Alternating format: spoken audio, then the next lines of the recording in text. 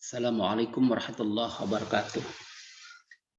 Alhamdulillah, Allahumma salli wa sallim ala Sayyidina Muhammad Rasulillah sallallahu alaihi wasallam wa ala alihi wa sahbihi ajma'in amma ba'd. Syukur Alhamdulillah pada hari ini kita dapat membuka kembali perkuliahan kita di awal semester, bertemu kembali di semester genap tahun akademik 2021-2022. Hari ini sesuai dengan jadwal, ya, yaitu mata kuliah fikih zakat dan wakaf. Untuk pertemuan pertama, hari ini saya berikan silabus dan kontrak belajarnya. Mudah-mudahan nanti, ya, kita semua mudah-mudahan insya Allah diberi kesehatan, kita dapat bertatap muka di kelas, ya, insya Allah setelah pandemi COVID-19 ini berakhir. Baik, langsung saja saya akan berikan silabusnya, ya. Nanti ada isinya adalah deskripsi, kemudian materi perkuliahan kita apa saja nanti yang dibahas, dan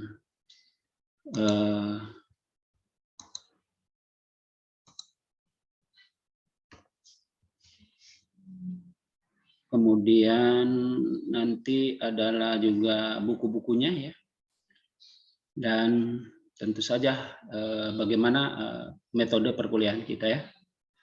Baik, mata kuliah namanya fikih zakat dan wakaf. Kalau bahasa Arabnya fiqhuz zakat wal wakaf, ya.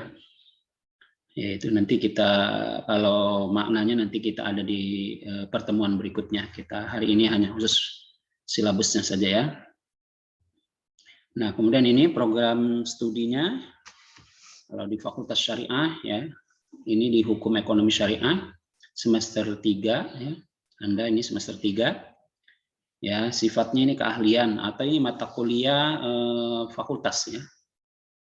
Ada di jurusan lain, saya juga ngajar itu di jurusan HKI, tapi kalau di jurusan lain, ya, HKI itu mata kuliahnya dipisah, ya, fikih zakat ada dan fikih wakaf ada. Karena memang fikih zakat dan wakaf ini masuk keilmuan di HKI sebenarnya, ya. Cuma kalau dilihat dari pengembangan berkaitan dengan sistem ekonominya, ini juga masuk ke dalam hukum ekonomi syariah.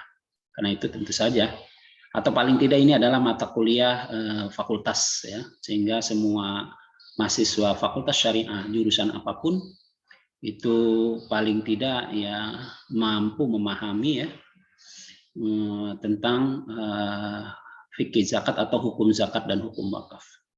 SKS-nya 2, masa kuliahnya insya Allah dari bulan September sampai Desember 2021. Saya sebagai dosennya Haji Mas Duki, ya. Ya, ada yang sebagian sudah kenal mungkin, ada yang, ya, tapi mungkin sudah ada yang saya ajar sebelumnya atau pernah ketemu, ya. Saya sebelumnya adalah ketua jurusan Hukum Ekonomi Syariah.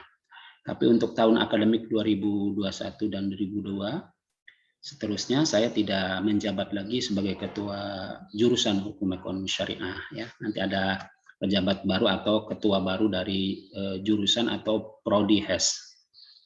Baik, deskripsinya, mata kuliah fikih zakat dan wakaf ini merupakan salah satu kompetensi, ya, atau keahlian bagi mahasiswa Fakultas Syariah, khususnya jurusan HES.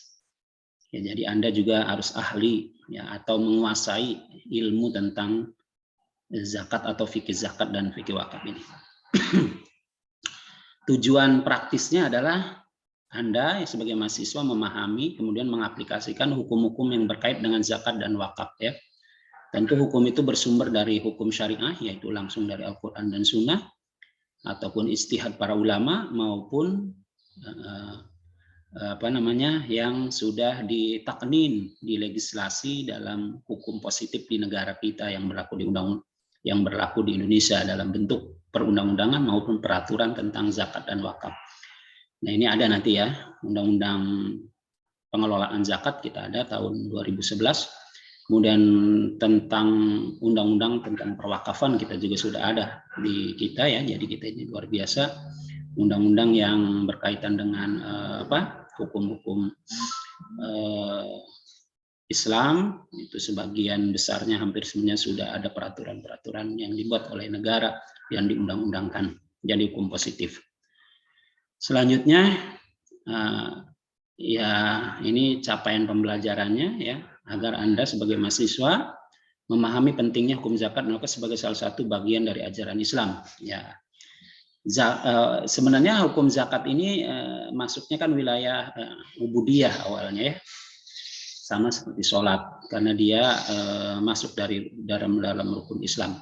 Kalau kita buat skemanya begini, ajaran Islam itu ya terdiri dari 3 pokok menurut Wahab Khalaf dalam ilmu usul fikihnya itu ya. 1 tentang keimanan, ya akidah itu, maka formulasikan dalam rukun iman yang 6 itu.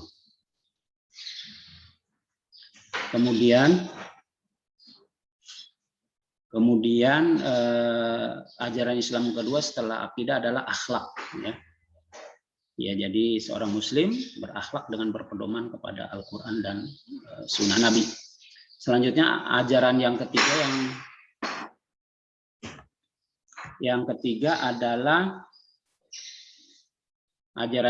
adalah amaliyah. Amaliyah ya. Jadi amaliyah itu adalah perbuatan. Ya. Nah, perbuatan ini, amaliyah ini kemudian ada amaliyah kepada Allah, pada Tuhan, pada Rob, itu disebut ibadah. Ada amaliyah sesama manusia namanya muamalah. Nah, dari ketiga ajaran Islam itu kemudian dibuat teori ilmunya atau ilmunya ya. Kalau akidah atau keimanan itu dibuatnya ilmu akidah atau ilmu tauhid. Kalau akhlak itu berubah jadi ilmu akhlak atau ilmu tasawuf ya. Kemudian kalau amaliyah itu ilmunya adalah fikih atau dalam perkembangan selanjutnya awalnya sebenarnya fikih juga ada yang syariat. Kemudian syariat ini identik dengan fikih. Ya, jadi ajaran Islam itu akidah, akhlak dan amaliyah. Amaliyah ini ada 2, ibadah, muamalah. Nah, ibadah ini ya itu adalah ya dalam ini sebagian yang ada dalam rukun Islam itu sholat, zakat, puasa, haji. Tetapi dalam ilmunya fikih ibadah ini tentu kita semua mafhum itu ada di buku-buku fikih. Pembahasannya fikih ibadah itu mulai toharoh, ya. Kemudian sholat, zakat, puasa dan haji. Nah, kalau fikih muamalahnya, kalau Anda baca buku fikih juga itu kelanjutannya. Bab muamalah, bab jual beli ya, munakahat, mawaris, murafaat atau al-qadha ya, babul qadha pengadilan sampai jinayat, kemudian ekonomi termasuk ya, wakaf itu termasuk. Nah, struktur zakat itu adanya berarti sebenarnya di bagian ibadah. Tapi mengapa biasanya kalau ibadah itu negara tidak ikut campur. Sholat itu negara tidak ikut campur. Ya, haji sebenarnya negara tidak ikut campur. Yang diatur itu teknisnya saja. Kalau orang mau haji mau tidak itu urusan pribadi. Sholat juga demikian. Negara tidak mengatur sholat seorang. Ya, mau sholat mau tidak itu urusan pribadi. Tapi kalau zakat, nah ini walaupun dia bentuknya ibadah, tetapi karena menyangkut ada hak-hak orang lain di dalamnya, maka itu sebagian besar ulama mengatakan negara harus ikut campur. Itu ya. Selanjutnya, mahasiswa memiliki pengetahuan luas dan mendalam tentang kedudukan dan urgensi zakat dalam kajian hukum ekonomi Islam. Ya, betul ya. Karena zakat ini berkait dengan harta, wakaf juga berkait dengan harta, itu berkait dengan perkembangan atau pengembangannya, pemberdayaan ekonomi umat yang ditopang oleh zakat. Zakat ini dapat diberdayakan dalam berbagai hal, terutama untuk para mustahik itu ya, yang dianggap memerlukan bantuan. Ya, nah kalau tidak dibantu oleh negara ya, membentuk lembaga atau badan hamil, nah ini agak susah zakat kalau dilaksanakan secara pribadi-pribadi. Demikian pula wakaf, tidak akan produktif kalau tidak ada pengelolanya. Ya nanti itu dikaji di dalamnya, lebih dalam. Nah nilai-nilai ini ya atau pengetahuan ini juga ya. Nah ini sebagai secara umum adalah bagian dari pengetahuan kita dalam kajian hukum Islam. Nah materinya, ya, nanti ada 2 materi berarti ini, ada materi fikih zakat. Ya. Nah, zakat dalam Islam itu nanti kita bicarakan apa itu zakat, apa bedanya dengan sedekah ya, apa bedanya dengan wakaf, apa bedanya dengan infak. Kemudian harta objek zakat. Nah, harta objek zakat ini ya berkaitan dengan harta dikenai zakat, karena tidak semua harta orang Islam itu dikenai zakat. Zakat fitrah juga mungkin ada bab khusus akan dibahas. Mustahik zakat ada 8 itu ya, kita bahas bagaimana pemahamannya di zaman sekarang. Kemudian zakat dalam modern, dalam perekonomian modern. Nah, zakat dalam perekonomian modern ini nanti kita akan menarik ini. Karena apa? Karena akan dibahas di dalamnya, yaitu misalnya zakat industri, zakat perusahaan, zakat agrobisnis, zakat pertanian modern, sampai tentu yang paling populer itu zakat penghasilan dari profesi.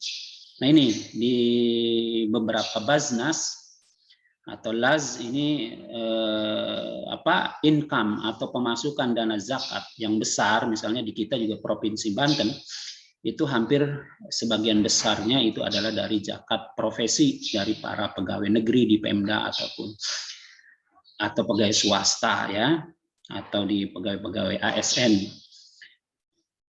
Nah, nanti kita akan bahas pengelolaan zakat menurut Undang-Undang Nomor 23 Tahun 2011. Nah, nanti ini akan dibahas. Kemudian materi wakafnya, wakaf dalam Islam.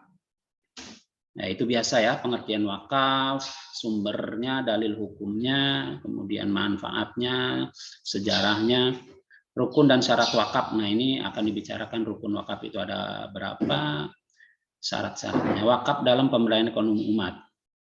Nah, dalam pemberdayaan ekonomi umat ini akan kita lihat nanti beberapa kasus, mungkin contoh ya. Kemudian wakaf produktif dan wakaf tunai. Nah, ini apa maksudnya? Itu karena ada fatwa MUI tentang wakaf tunai. Pengelolaan wakaf di beberapa negeri muslim, mungkin kita akan mengambil beberapa sampel di negara muslim ya yang sudah sukses mengembangkan wakaf dalam beberapa ratus tahun mungkin atau tahun belakangan. Contohnya di Turki, di Mesir, itu luar biasa ya. Nah, buku-bukunya silahkan nanti dicari saja ya, itu banyak buku-buku baik beli ataupun gratisan, terserah. Nah ini contoh bukunya yang terkenal itu Fikih Zakat ya, Syekh Yusuf Qaradawi, ini buku monumental tentang zakat ya. Kemudian referensi lain zakat dalam bahasa Indonesia ada, kemudian wakaf juga dalam bahasa Arab banyak sekali, tinggal unduh saja ya di website Maktabah Naba yang berbahasa Arab atau berbahasa Indonesia. Nah, Anda sama seperti kuliah dalam kelas ya, harus berpakaian sopan dan syaratnya Anda harus kehadiran Anda 75%. Demikian subhanakallahumma bihamdika asyhadu an la ilaha illa anta astaghfiruka wa atubu ilaik.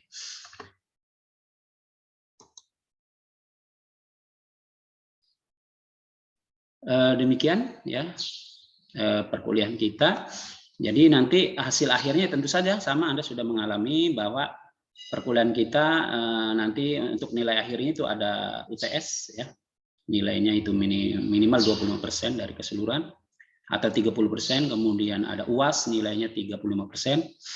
Kemudian ada kehadiran juga saya pertimbangkan ya, walaupun kehadiran itu bukan syarat mendapat nilai tapi syarat mengikuti ujian. Tapi kalau Anda tidak hadir maksimal 75% maka ya, atau minimal, maksud saya minimal 75%, maka Anda tidak bisa ujian. Itu saja pertemuan kali ini. Ya, nanti insya Allah pertemuan kedua dan seterusnya maksud saya itu kita akan membahas materinya.